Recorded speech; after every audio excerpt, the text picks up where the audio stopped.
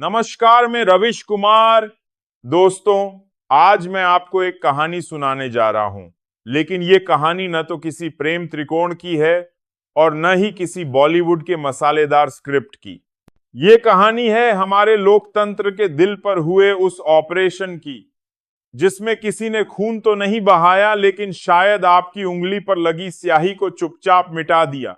और इस कहानी के 3 मुख्य किरदार हैं राहुल गांधी, चुनाव आयोग और प्रधानमंत्री नरेंद्र मोदी। राहुल कहते हैं, मेरे पास सबूत हैं कि आपका वोट चोरी हो चुका है। चुनाव आयोग कहता है, हम पर इल्जाम लगाना आसान है, सबूत दो। और प्रधानमंत्री खामोश हैं, लेकिन उनकी पार्टी के नेता इस इल्जाम को सलीम जावेद की स्क्रिप्ट बता रहे हैं। आज हम इस स्क्रिप्ट को फाड़कर पढ़ेंगे, लाइन दर लाइन, आंकड़ा दर आंकड़ा और सवाल दर सवाल। लोकसभा चुनाव 2024 नतीजे आने के बाद भी जो सवाल गली गली में गूंज रहे थे, वो अब संसद के भीतर भी गूंजने लगे हैं। बेंगलुरु सेंट्रल की महादेवपुरा विधानसभा सीट। राहुल गांधी कहते हैं, यहां 1250 वोट चोरी हुए। अब सोचिए, ये कोई छोटा मोहल्ला नहीं, ये एक पूरी विधानसभा सीट है। 1 लाख से ज्यादा वोट अगर इधर उधर हो जाएं, तो नतीजा बदलने में कितनी देर लगेगी। राहुल गांधी प्रेस कॉन्फ्रेंस में आते हैं, लाल फाइल, कुछ कागज और एक एक करके गिनवाते हैं।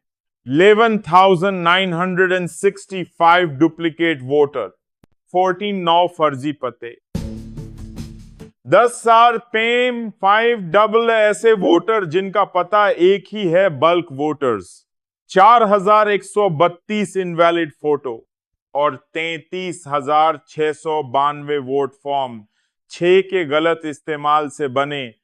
राहुल गांधी कहते हैं, ये 5 हथियार हैं जिनसे वोट चोरी हुई। अब इस वक्त आपकी आंखें शायद स्क्रीन पर गड्डी होंगी और मन में सवाल होगा, क्या ये सच है? लेकिन कहानी यहीं खत्म नहीं होती। राहुल गांधी कहते हैं, चुनाव आयोग के पास ये डेटा है, सीसीटीवी फुटेज है, लेकिन उन्होंने इसे पब्लिक नहीं किया। उन्होंने आरोप लगाया कि चुनाव आयोग ने विपक्ष को डराने की कोशिश की, उन्हें कानूनी नोटिस भेजे और बीजेपी के साथ मिलकर इस लोकतंत्र को बेचने की तैयारी की। अब यहां पर सुनिए चुनाव आयोग का जवाब।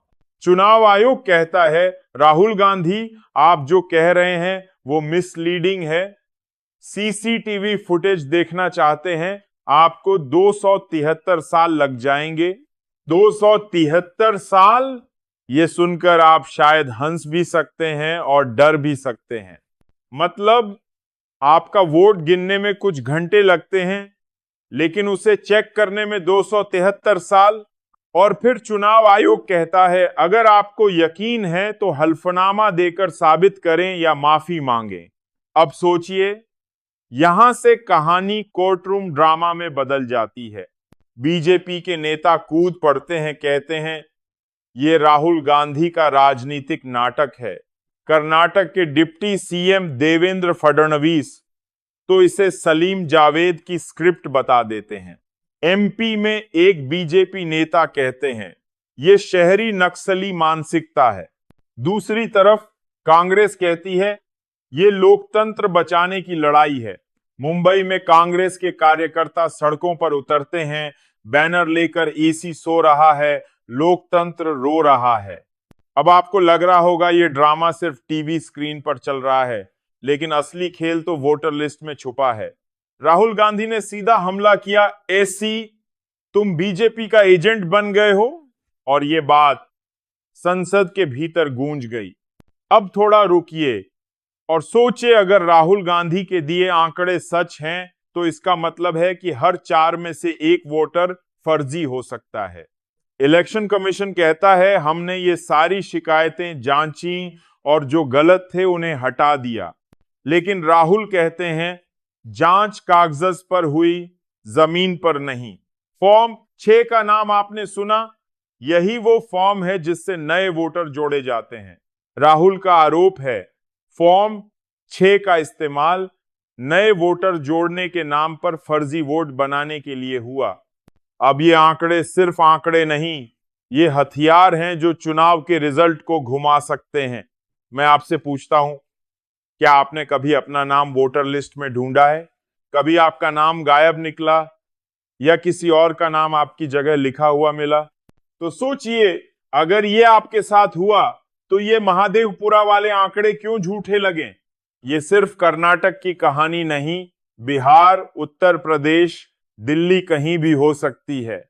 और जब चुनाव आयोग ये कहता है कि सीसीटीवी देखना असंभव है, तो ये सवाल उठता है, क्या सच देखने की कोशिश भी अब अपराध है? अब कहानी का एक और मोड़ है बिहार। वहीं पर ईसीआई ने स्पेशल इंटेंसिव रिवीजन चलाया है, जिसमें वोटर लिस्ट की सफाई होनी थी।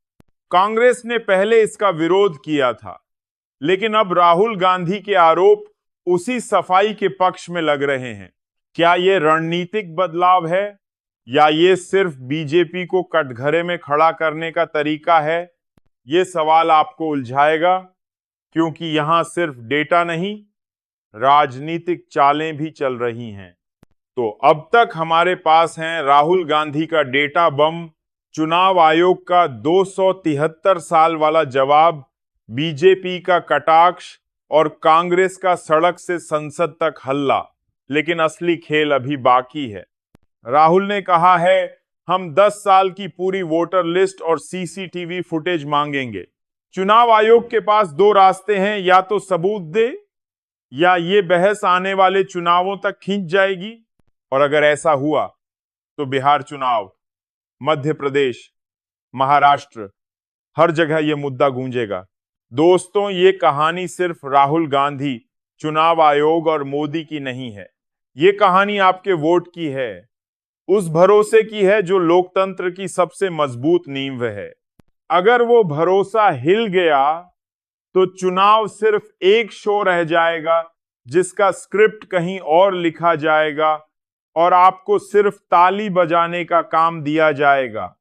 अब फैसला आपका है। क्या आप इस मुद्दे को बस सोशल मीडिया पर पढ़कर आगे बढ़ जाएंगे या इस पर सवाल पूछेंगे? क्योंकि याद रखिए, लोकतंत्र सवालों से चलता है, चुप्पी से नहीं।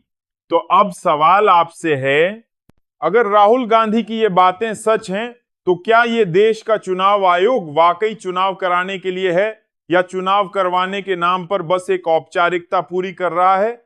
और अगर ये बातें झूठ हैं, तो क्या सरकार के पास इतने तथ्य नहीं कि पलटकर जवाब दे सके? आप इस पर क्या सोचते हैं? कमेंट में जरूर लिखिए।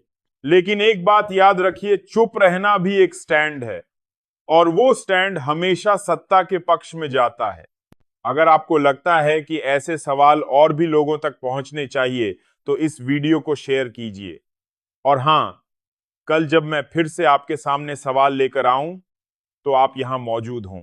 चैनल को सब्सक्राइब कर लीजिए, ताकि कल का सवाल आपसे छूट ना जाए। क्योंकि जो सवाल नहीं पूछता, वो बस भीड़ का हिस्सा बन जाता है।